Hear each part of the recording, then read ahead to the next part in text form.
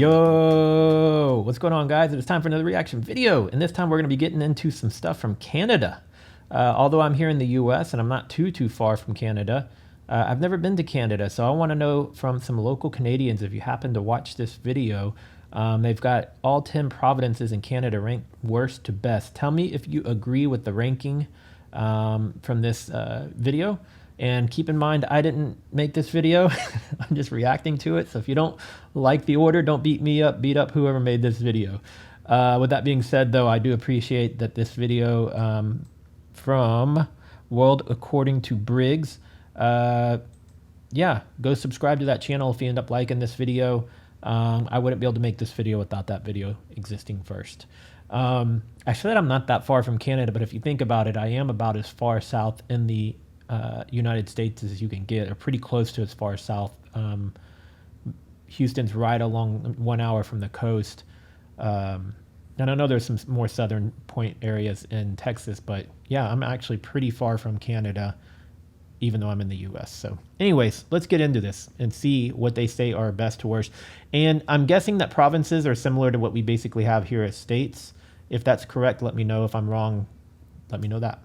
Oh, Canada, our neighbors to the north and east if you're in Alaska, true hockey fan. Okay, that's enough of that. Today we rank the Canadian provinces. In case you don't know, Canada is the second largest country on the planet, right behind Russia, and it has 10 provinces along with 3 sparsely populated territories. And I mean sparsely populated, like some have 3 times as many moose as they have people with more than 4 teeth. In this video, we rank the Canadian provinces based on a survey we did to which 3,200 Canadians responded. We'll also include some pros and cons from each. Got it? Get it? Good. Let's take a look. Number 10, Ontario. Ontario is Canada's most populous province and is home to major cities such as Toronto and Ottawa. Its most southern city is Windsor, which is right across the Detroit River from the city of Detroit, Michigan. Sorry about that, Canada. On the northern end of the province, you'll find the Hudson Bay and the small town of Fort Stevens. Ontario is known for its diverse economy, including strong sectors in manufacturing, finance, and technology. The population of Ontario is about 14 million. I don't know how many that is in Canadian. The good things about Ontario are a strong economy, excellent education. It's a big city, man. And it's very spread out. And I like that they have a lot of green space in the middle there. I need to get to Canada, man. It's not even that, I don't think it's even that expensive to fly there from Houston. And I think it's like 5 hours or something like that. I really need to get there. My sister actually went for her first time to Canada about 2-3 weeks ago. She went and got to check out Banff and some other stuff. So I need to get up there. I need to go check out Canada. System, diverse cultural scene, vibrant cities, and stunning natural scenery. They got a lot of open land, a lot of open, beautiful land, I should say. Now, the negatives are a high cost of living. They got serious traffic problems in their cities, especially Toronto. They have rising housing costs in some areas, again, especially in Toronto. And they have environmental concerns related to pollution and climate change. I probably should mention Ontario's home to Ottawa, which is Canada's capital city. Ontario got 189 votes. Number 9, Quebec. Quebec is the largest province in Canada by land. It is known for its rich culture and history, including its unique French language and traditions. They really put the French on thick here. Their 2 biggest cities are Montreal and Quebec City on the southern end of the province, near Maine and Vermont. Another huge city, man. I mean, I assume that there's big cities there, but I've just never really seen a whole lot of it visually. And I know that they're basically connected to the U.S., so it's a lot of similarities probably in construction. But I just didn't realize there was such massive cities there with as many skyscrapers as either. Quebec City is right up the St. Lawrence River from Montreal. I will actually be taking a cruise out of New York City in 2024, September of 2024, that goes from New York, Boston, Portland, Maine, and then a few other places, and they finally drop you off at Quebec City. Got to actually sail down the St. Lawrence River for a while. Should be a good time. I was in Quebec City years ago, and hands down, this city has some of the best architecture I've ever seen. If I had my choice, I can only go to one, Montreal or Quebec City. I would go to Quebec City. Just walk around and take pictures. It's amazing. One thing I love about Canada is the fact that their cities really only take up about 5% maybe of a province. It's just open land. Quebec is the smaller of the two big cities here in Quebec, with the city of Quebec City having a population of about 550,000, their entire metro area having about 840,000. Montreal, on the other hand, is a big city. The city itself has 1.7 million residents, with the entire metro area having a little over 4 million. So good-sized cities. Everything else has less than 5,000 people, and there's only a couple that have 2,000 or more. The entire province of Quebec has 8.5 million residents. Now here's the good and the bad about Quebec. The good is it's got a rich culture and heritage, excellent food, stunning architecture, dynamic cities, and a thriving tech industry. Man, that's an amazing view. Sorry, I'm just kind of taking this in for a second and kind of looking at the skyline. I live in a big city too, but I'm kind of looking at the size of this city, and I feel like this is bigger than where I'm at, which is in downtown Houston. Houston is huge, but Houston's super duper spread out. So our downtown is kind of sandwiched between a bunch of major freeways. So it can't really expand much further outward than it is. It can only really expand upward for the downtown district. This downtown, or this city right here, looks like it's way wider, and it's a lot more vast in size than ours here. Ours is just more condensed. But we do have high-rise buildings all over the city, even outside of downtown. We have like a Galleria area here with a bunch of high-rises. We have Upper Kirby with a bunch of high-rises. Yeah, so it's just, this is all centralized to one spot, where ours is kind of a little bit more spread out. They got a pretty good tech industry there, especially Montreal. Now here's the downside. They got really high taxes here, contentious language politics, occasional political instability, and harsh winters. That's sort of a theme in most of the Canadian provinces, as harsh winters. Quebec got 197 votes.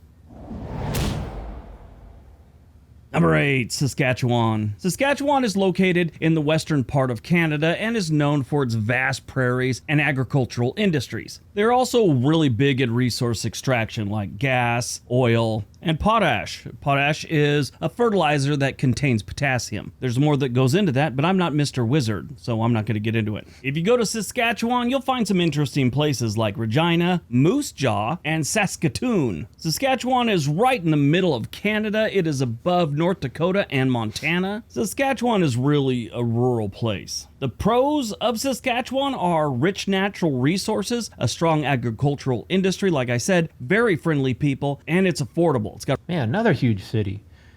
I just didn't realize. I've always just assumed that Canada was a lot of more like Alaska, I guess, is what I was thinking.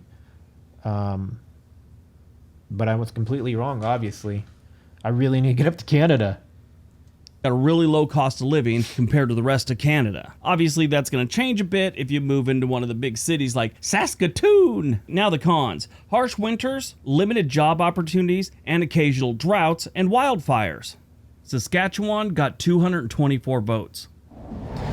I'm wondering is where this voting took place. Like, where did these votes come from? Was it an independent study he did of some sort, or was this some sort of survey that was done in Canada?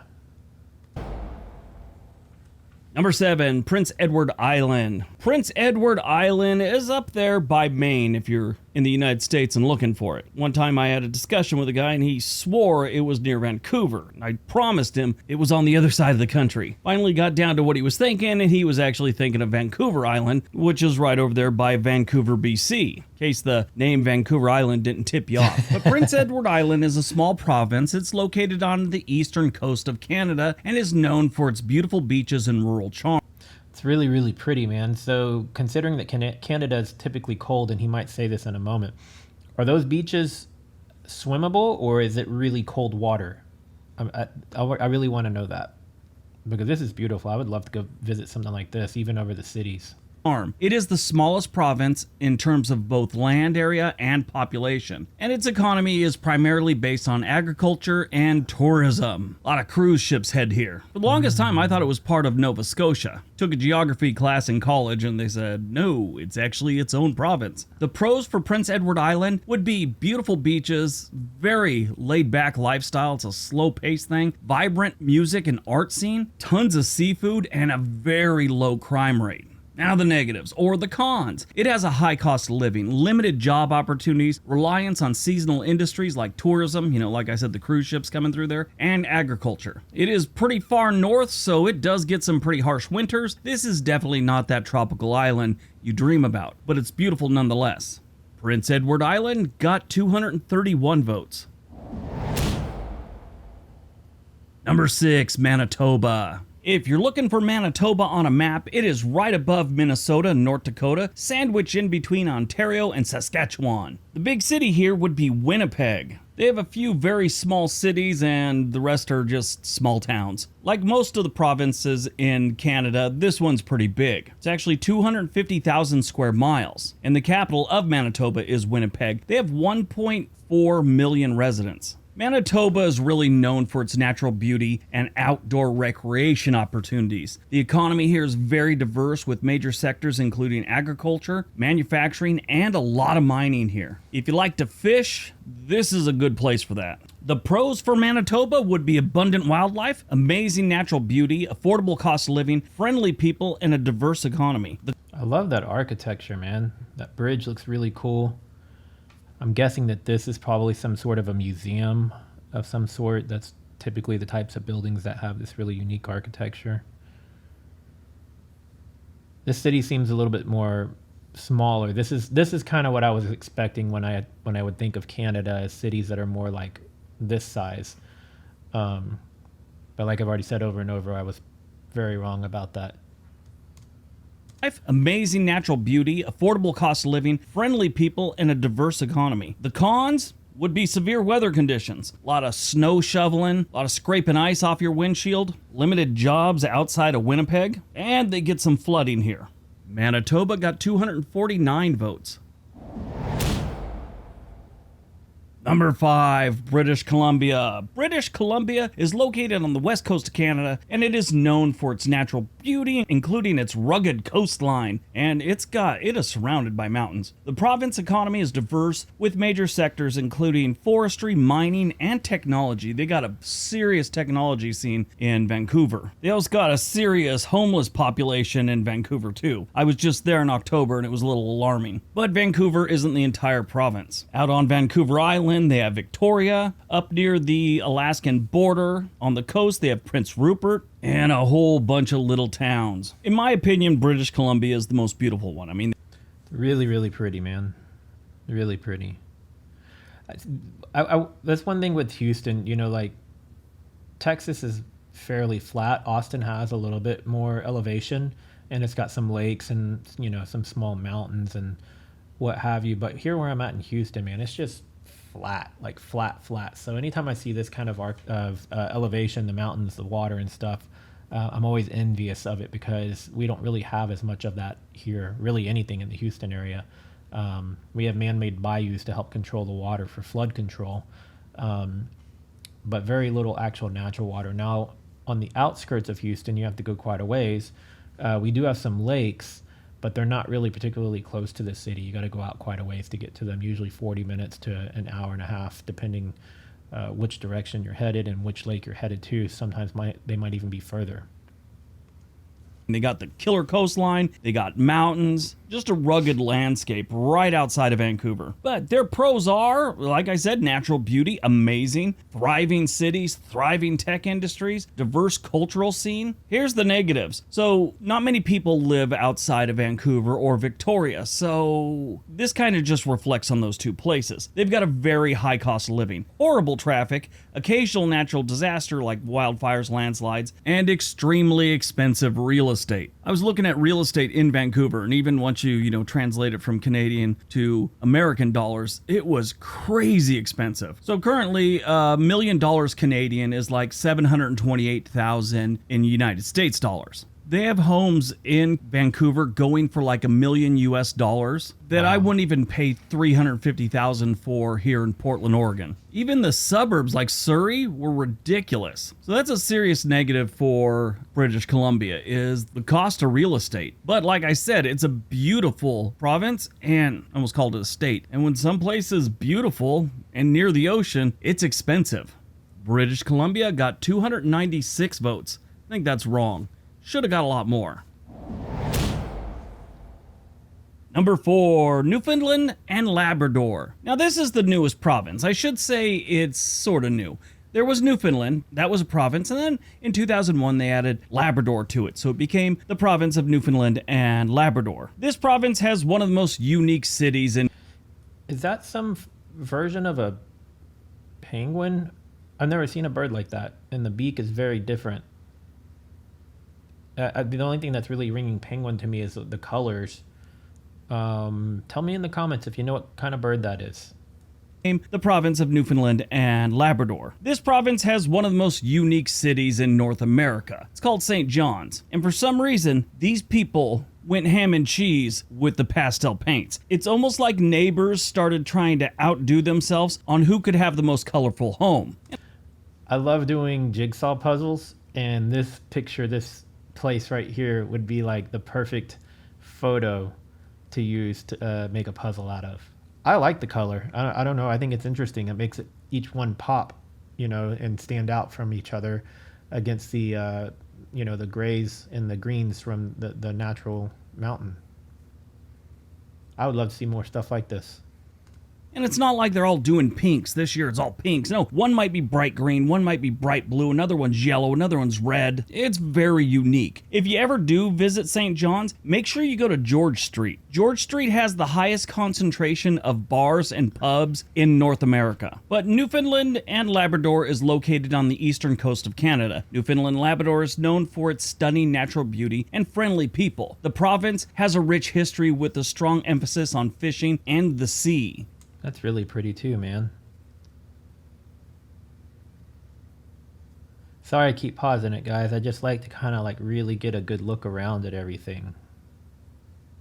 However, it does also face some challenges related to a declining population and the age of the workforce. More people are retiring than being hired on. But its pros are, like I said, stunning natural beauty, unique cultural heritage, friendly people, rich history, abundant seafood, and excellent hiking trails. The cons, it's got a high cost of living. It's sort of to be expected, kind of like Alaska. Alaska's so far away from everything. Well, this province is also kind of far away from everything. Especially like St. John's is their biggest city, and that's the most eastern city in North America. I really like the fact that St. John's isn't too far away from a place called Black Tickle, where Black Tickle actually has their own airport, the Black Tickle Airport. How do you get a name like Black Tickle? Now, when you look at their cons, they've got a high cost of living, declining population, like I said, limited job opportunities, and harsh weather conditions in the winter. This place gets some pretty rough winters. Most of Canada has the potential for that, but some of them are a little more than others.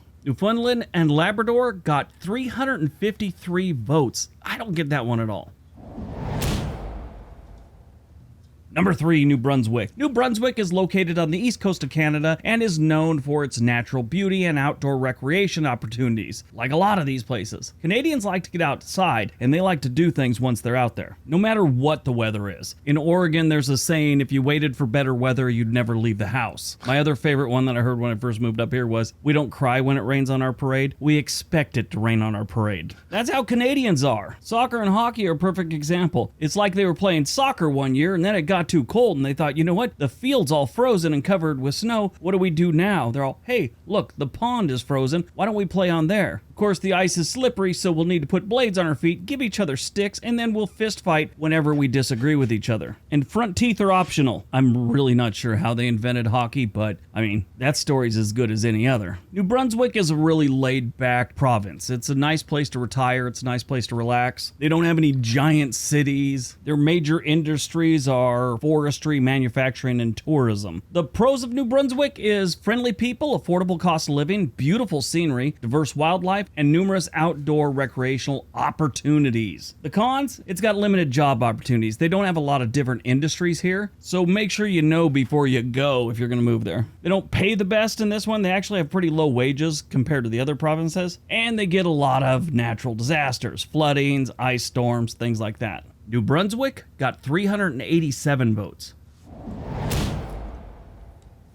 Number 2, Nova Scotia. Nova Scotia is on the eastern coast of Canada. It is known for its scenic beauty, including its world-famous Cabot Trail. Nova Scotia is big in fishing, agriculture, forestry, and manufacturing. Nova Scotia is almost an island. It has a little patch of land that connects it to New Brunswick. Nova Scotia is Latin for New Scotland. Most of the population are native English speakers, and the province population is just under 1 million residents. Here's an interesting little fact about Nova Scotia. Denonyms. Denonyms are what the people call themselves. Oregonians, Californians, New Yorkers, Floridians, Canadians. Well, in Nova Scotia, you can be a Nova Scotian, but they also use the word blue noser, and that's not something that's new. That's been around since about 1785. The pros for Nova Scotia are the coastline.